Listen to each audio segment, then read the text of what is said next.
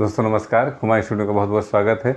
दोस्तों जो लगातार सिलसिलेवार वीडियो आपको लगातार मिल रहे हैं, 3 वीडियो आपको मिल चुका है जो नदियों के बारे में, गंगा नदी का, यमुना जी की नदी के बारे में पूरा, या बीच में एक वीडियो और मिला। ये चौथा वीडियो है जो पूरा नदियों के बारे में विस्तार से पूरा बता रहे हैं।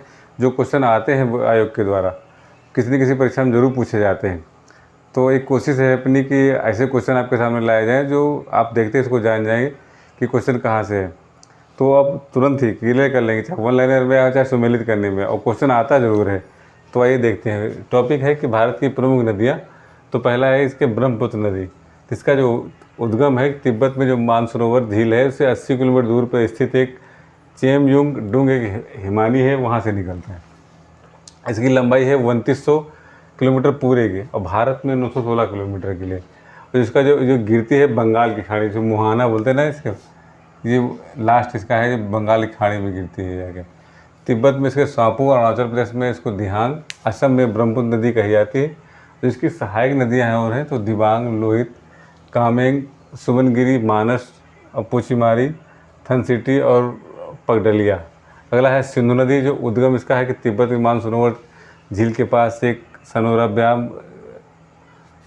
सनोरख्याब लिखा है, सनोरख्याब हिमनद के पास, और इसका मुहाना जो गिरती है अरब सागर में। इसकी लंबाई है 2880 किलोमीटर की, भारत में 1114 किलोमीटर के लिए। सहायक नदियाँ इसकी जास्कर, श्योक, गिलगित, हुंजा, नुब्रा, सिगर, ग्रेसिंग, दास, सतलज, चिनाब, झेलम, रावी, ब्यास। तो जब ये सिंधु नदी, तब तो ये दूसरे जो पाकिस्तान से उधर से आके आती है, इधर से अपने भारत में चलती है। अगला है झेलम, तो इसका उद्गम है कि बेरीनाग जो कश्मीर के समीप शेषनाग झील, और संगम इसका है चिनाब नदी में इसका संगम होता है। लंबाई इसकी है 724 किलोमीटर, भारत में इसकी है 400 किलोमीटर भारत में है। रावी नदी इसका तो उद्गम है कांगड़ा जिला, रोहतांग दर्रे के समीप है, ये हिमाचल प्रदेश में। क्वेश्चन बनेगा कि रावी नदी कहाँ पे है, तो हिमाचल प्रदेश से समीप है, और संगम इसका है सिंधु नदी में होता है, और लंबाई इसकी 725 किलोमीटर। ये माधोपुर के पास मैदान में प्रवेश करती है। चिनाब जो इसका उद्गम है कि चंद तथा भागा धारा के संगम से, के लाहुल के बड़ा लाचा दर्रे से। इसका संगम, इसका भी संगम सिंधु नदी में होता है, और इसकी लंबाई है 1180 किलोमीटर की। ये सिंधु नदी की सबसे बड़ी सहायक नदी है चिनाब, और ये पीर पंजाल में गहरा मार्ग बनाती तथा ये अखनूर के पास मैदान में प्रवेश करती है।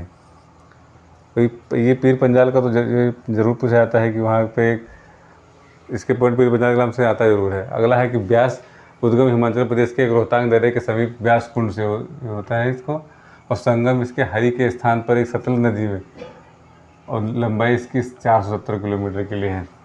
अगला पॉइंट इसी में है कि कुल्लू घाटी से बहती हुई एक धौलाधार पर्वत पार करके पंजाब से मैदान में पहुंचती है। पंजाब होते हुए मैदानी भागों में इसकी पहुंच जाती है, वहाँ पे धौलाधार पर्वत पार करके।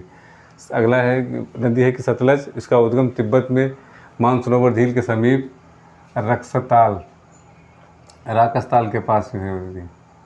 संगम इसका उच्च शरीफ जो पाकिस्तान में है, लगभग 17 किलोमीटर उत्तर में चिनाब में मिलती है, जिसकी पूरी लंबाई 1500 किलोमीटर, भारत में है 1050 किलोमीटर में।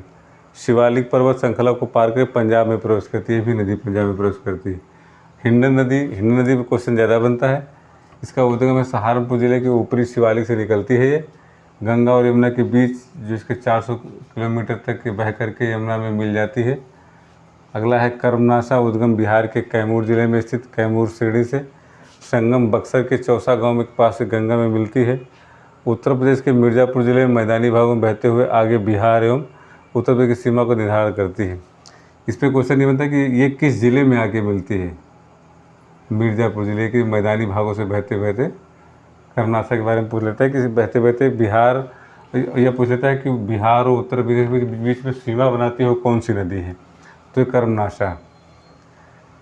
और अगला है कि राप्ती नदी, तो उद्गम रुकुमकोट नेपाल से उद्गम होता है। इसका सहायक नदी है रोहिणी, और संगम घाघरा में जो देवरिया है, देवरिया बहराइच में मिलती है, बहराइच में मिलती है। गंडक नदी, अगला इसी नदी है इसकी, उसका उद्गम नेपाल के मैस्टेंग ज़िले में नुबनी हिमाल हिम नदी से निकलती है ये, और संगम इसका पटना में गंगा नदी से इसका संगम है और इसकी लंबाई है भारत में 425 किलोमीटर। सहायक नदी इसकी काली, गंडक, त्रिशूली गंगा। और इसमें मिलने वाले गोल ये पत्थरों के जो शालिग्राम बनते हैं वो इसी नदी में, गंडक नदी से जो पूजा करने के लिए लोग शालिग्राम लाते हैं तो इसी नदी में मिलते हैं। वहाँ शालिग्राम ही जो छोटे से मिलते हैं तो वो लोग वहीं से लाते हैं करके। दोस्तों ये कुछ क्वेश्चन हैं जो परीक्षा के दृष्टि से बहुत ही इम्पोर्टेंट है। हम बार बार कहते हैं क्योंकि अगर वीडियो अच्छी लगती है तो लाइक करिए, सब्सक्राइब करिए, इसका स्क्रीनशॉट ले लीजिए आप कहीं पर कहीं। और ये क्वेश्चन तो निश्चित ही खासतौर पे कर्मनाशा का तो क्वेश्चन ही कर्मनाशा ही पूछ लेता है कि कर्मनाशा ये जो बताया ना कि मिर्ज़ापुर ज़िले में मिलते मैदानी भागों से बहते हुए बिहार या उत्तर प्रदेश की 2 जिलों के बीच में सीमा निर्धारण करती है, तो ये क्वेश्चन ज़रूर आता है कर्मनाशा और ये सिंधु के बारे में। 2-3 हैं इस नदियों पर जो क्वेश्चन बनते ही बनते हैं करने के लिए। दोस्तों वीडियो देखने के लिए बहुत बहुत धन्यवाद। अगर वीडियो अच्छी लगती है तो लाइक करिए, सब्सक्राइब करिए और कमेंट जरूर करिए कि वीडियो कैसी लगी। बहुत बहुत धन्यवाद।